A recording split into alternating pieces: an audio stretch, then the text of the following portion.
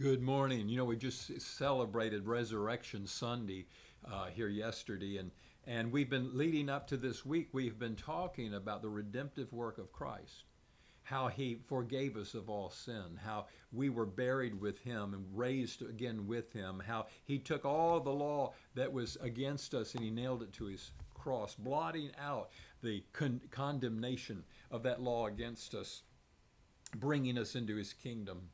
And so Paul goes on to write to the Colossians in chapter 3 and verse 1. He says, "So now that you're risen with Christ, here's what you need to do. Seek the things which are above, where Christ sits at the right hand of God.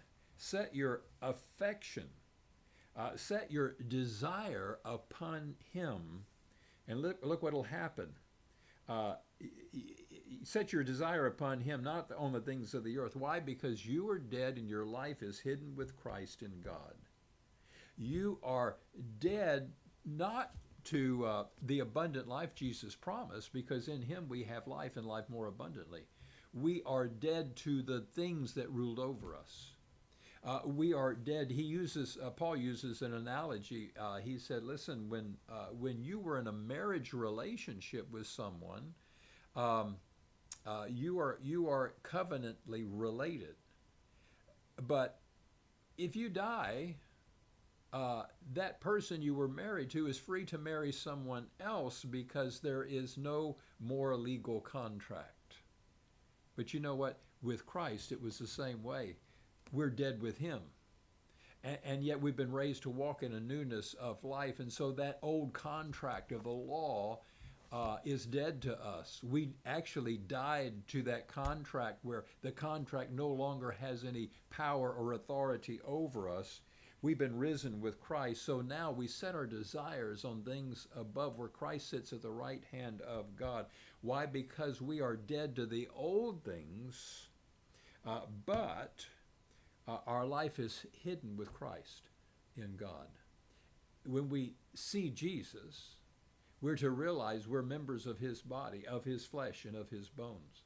We are literally of one body with Him. He's the head of the body called the church, and we are His body.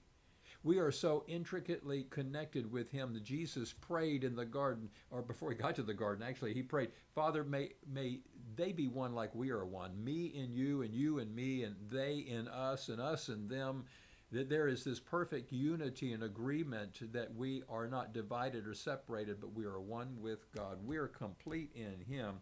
Our life is hidden with Christ in God. The life I now live," Paul said, "I live by the faith of the Son of God.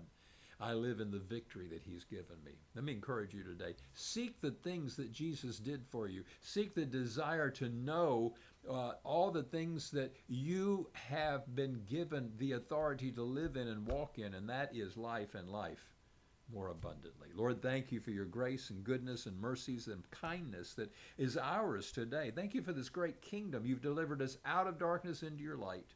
You brought us into Your family and called us by Your name, and we rejoice in You this day, and we thank You for these things in Jesus' wonderful name. Amen. God bless you. Have a great day.